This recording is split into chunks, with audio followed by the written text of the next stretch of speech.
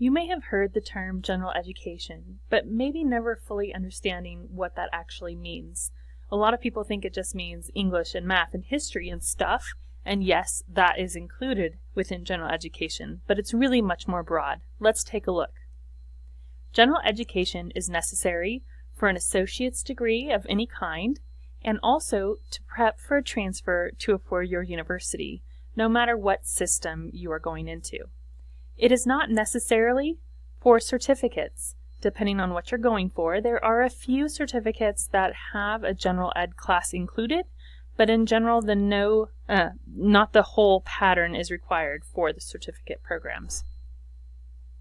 This is a snapshot of our current general ed pattern. It's on page 60 of the catalog, and I have it represented here. It's a little hard to read in this video, so I'm going to zoom in to see a little bit closer and maybe you can interpret it. The picture is kind of fuzzy, but hopefully you can still read it. In our degree program, we have one set of requirements, and there are 2 pages, but in general, column 1 is for our standard associate's degrees, and column 2 is for our transfer degrees, as well as CSU transfer preparation. CSUs and UCs have different requirements for general education, and I'll explain to you the difference in just a little bit. But this is the transfer pattern that CSU likes their students to come in with. So this is how you interpret the grid.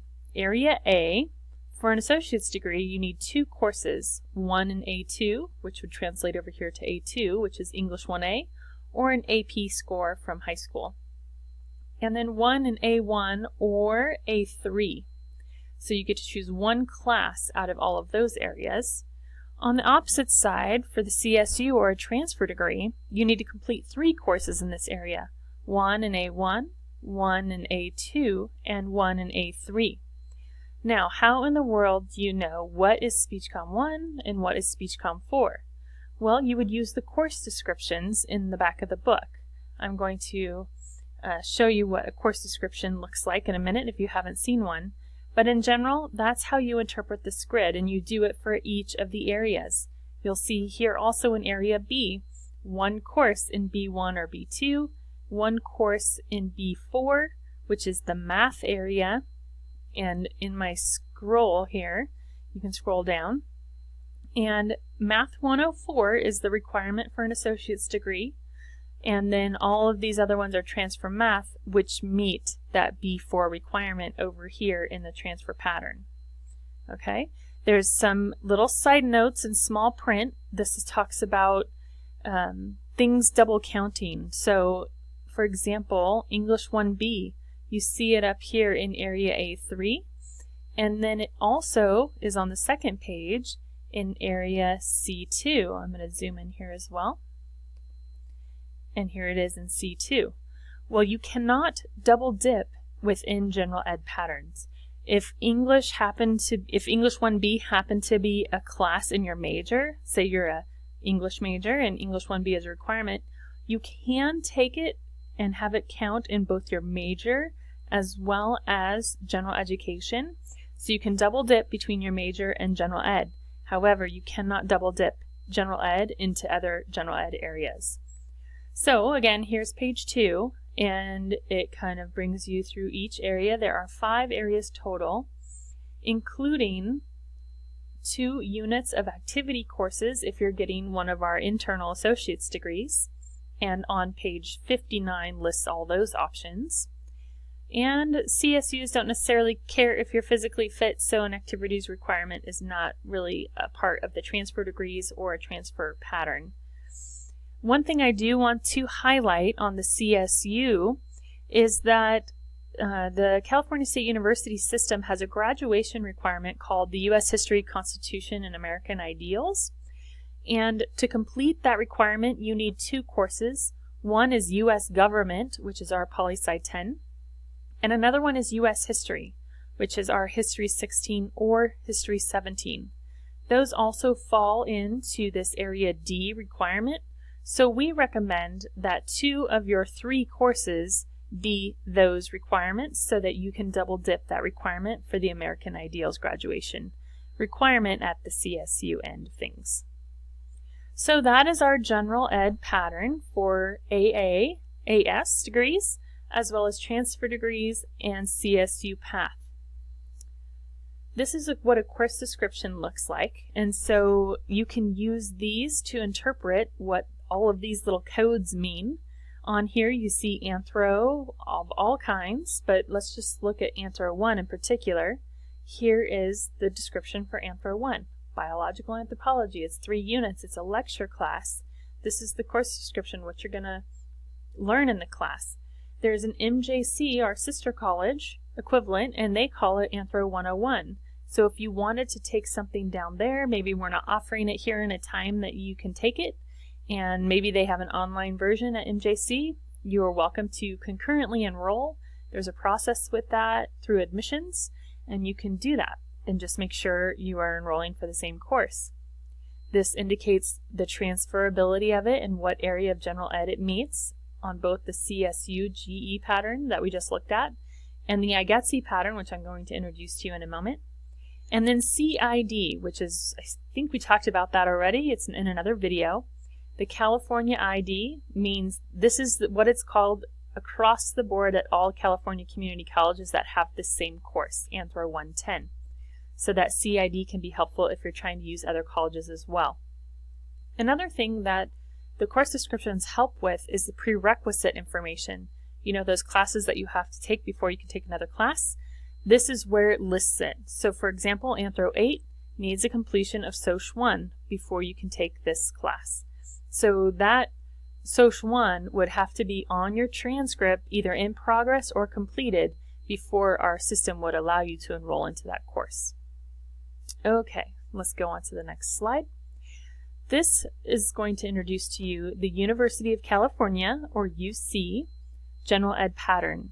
It's called IGETC, Intersegmental General Education Transfer Curriculum. Very long words, so we just say IGETC. And I'm going to show you a picture of that as well. But IGETC gets to work for CSU as well as UC. And many private universities also will accept the IGETC pattern for general education.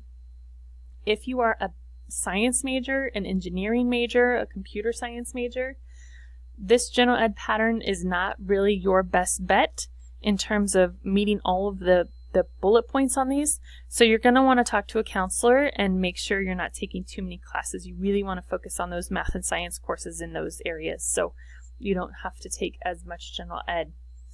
This is what the IGETC looks like in our catalog. So again, I'm going to zoom in so we can look at this a little bit more clearly. Oops, I clicked the wrong button. Let's look at zoom in, and let's just look at the particular coursework here. So English, you have English 1A, you have Group 1B and Group 1C. You'll notice a lot of the same classes, just organized in a different way in this pattern than the other. So the other thing that's weird about IGETC is because it works for both schools, each one has their own little caveats that they put in here, like speech is only a requirement for for CSUs. UC figures you're going to be doing presentations and stuff in classes enough anyway, so you don't necessarily need a class to teach you about how to do that. So that's how you interpret the IGETC grid. It's really very clear, right? Complete one course each from Group 1A and Group 1B, and then CSU also one course from Group 1C. Same thing with math, complete one course. Here's your list of options, okay? These get a little bit limited in terms of the calculus path, if that's what you have to do. You can't use so many for GE, but that's just something you can talk about with your counselor. But here's one of the main differences of CSU to UC. In the previous pattern, Math 8 was included as one of the options, which is trigonometry. In this pattern, Math 8 is not allowable, and so that would not be an option for a UC GE course. So it's little nuances like that that make a difference for students in terms of planning what classes are going to count for what. Also in this 3 humanities class, 3B, English 1B counts in the CSU pattern, but not here in the IGETC pattern. So we need to really be careful as we plan to make sure we're hitting what you need to hit, and then making sure everything flows together well.